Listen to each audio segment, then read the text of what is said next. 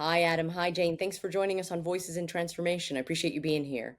So, I'm going to jump straight in and I'm going to ask you a question. I'm going to start with you, Adam. I want to hear more about the digital transformation that's been underway at Unilever for some time now. Can you maybe share some stuff with us about what's been going on there? Yeah, sure. Unilever has identified that digital is a big opportunity for our business, several years ago. So, for example, 4 or 5 years ago, we decided that we were going to really embrace the cloud, and we moved 100% into the cloud. We don't own any data centers anymore. And what that does is gives us a base where we can get at the innovation and we can try things, repeatedly without it costing us too much. Gives us that flexibility. And it underpins a digital transformation in so many areas, including AI. Well, that was going to be my next question because we hear a lot about AI. We hear a lot of conversations about the use of AI.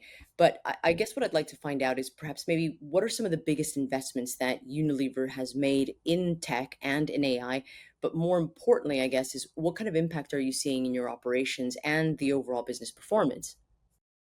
Yeah, so the best way to describe it, if you're looking at a digital factory or moving towards a digital factory, is the first thing you have to do is you have to get the data from the line. So you need to put the instruments on the line and then collect that data and make use of it. Once you have the data, you can see what the line's doing, what things trip it up, where the waste is. You can then take some of that data and put it into what we call the digital twin, where you can use uh, digital and AI to replicate what's going on and recommend efficiency improvements. That gives you quite a big step up in efficiency. Then you go up to the next level and you can hand over control of some of the inputs to an AI from that data. Now you start to get a situation where the computer is paying attention all the time and the efficiency really steps up.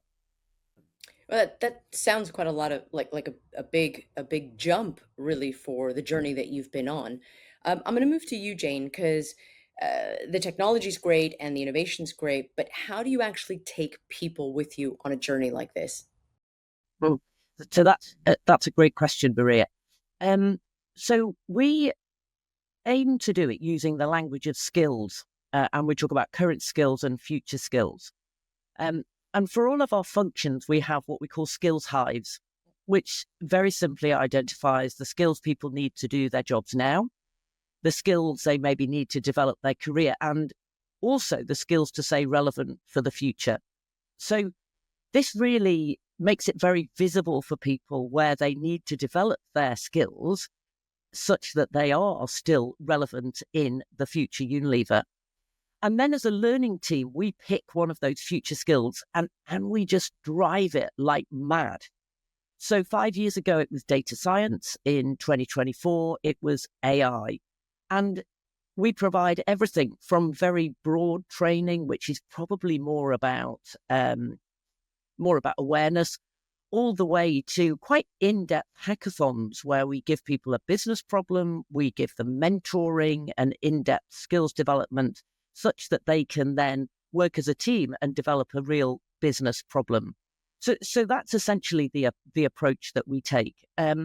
And the tech itself, of course, is great because tech is allowing us to do things like automatically translate training into multiple languages. So the tech itself is also helping us in learning reach a very large number of people.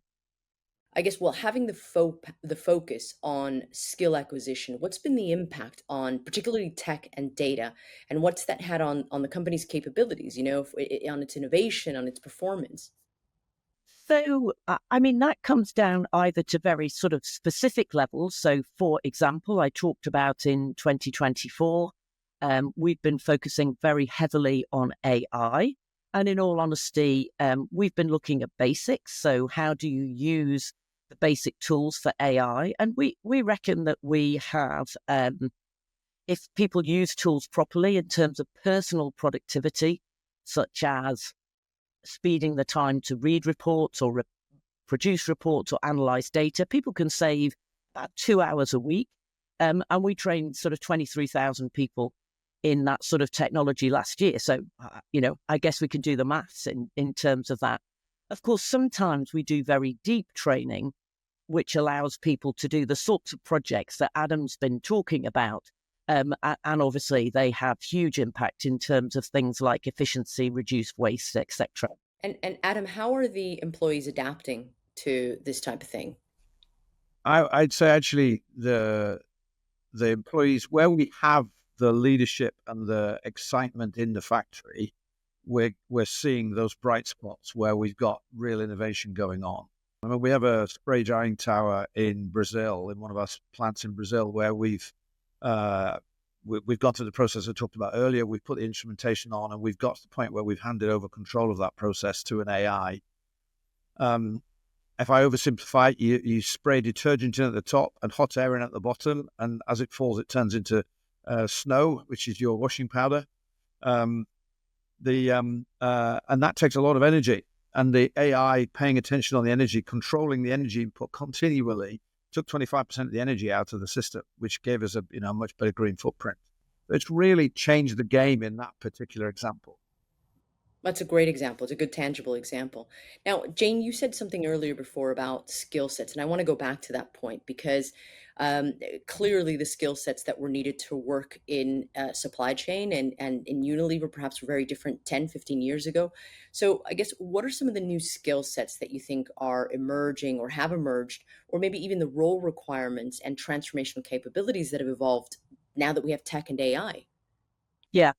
I think what we see in skills is we see that often these skills enter in quite a broad way, and so have quite a broad heading. But then we very quickly get into the sort of components of those skill sets and the nuances.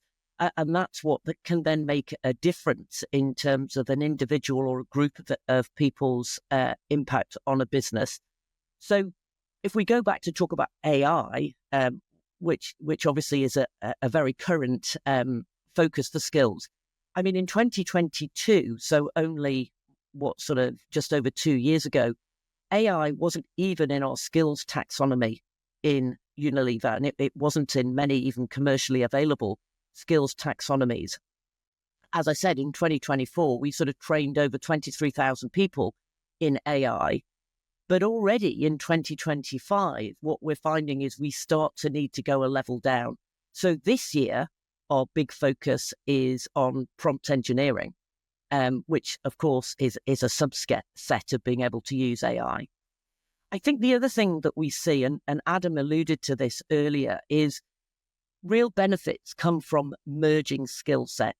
So the sweet spot is when you take somebody who has a good understanding of our business processes, and you give them knowledge around skills that can then improve the efficiency of our business processes.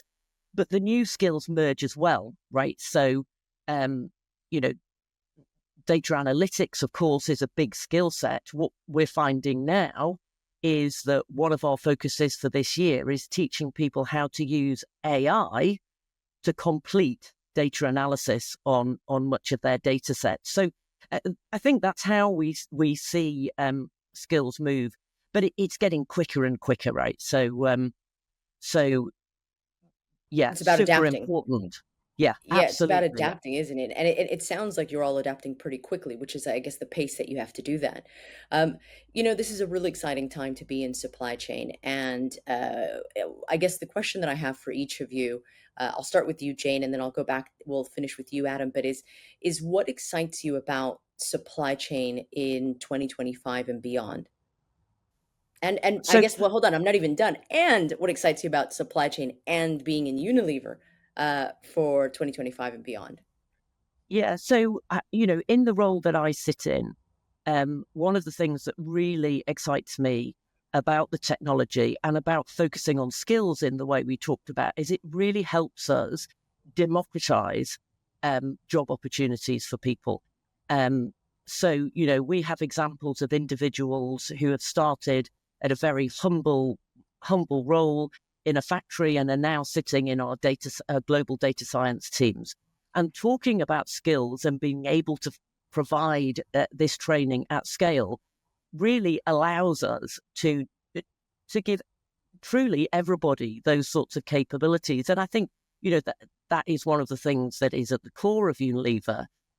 Actually, our social commitment to people in terms of being able to develop them for their future employment. So that really excites me. What about you, Adam?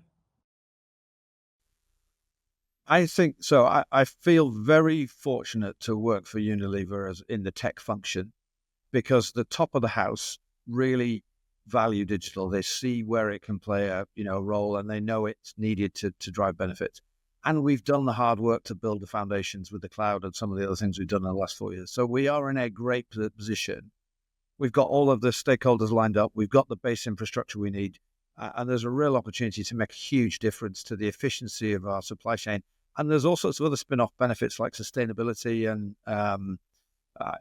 that actually are genuinely exciting, So I think, and I've been in this industry long enough to remember when the internet became a business tool. This is easily as big as that in terms of the impact it's going to have. And talking technology will only get us so far. We got to talk technology and people. Thank you both for being here and sharing your stories, and I look forward to hearing more about it later on. Thank you very much. Thank you.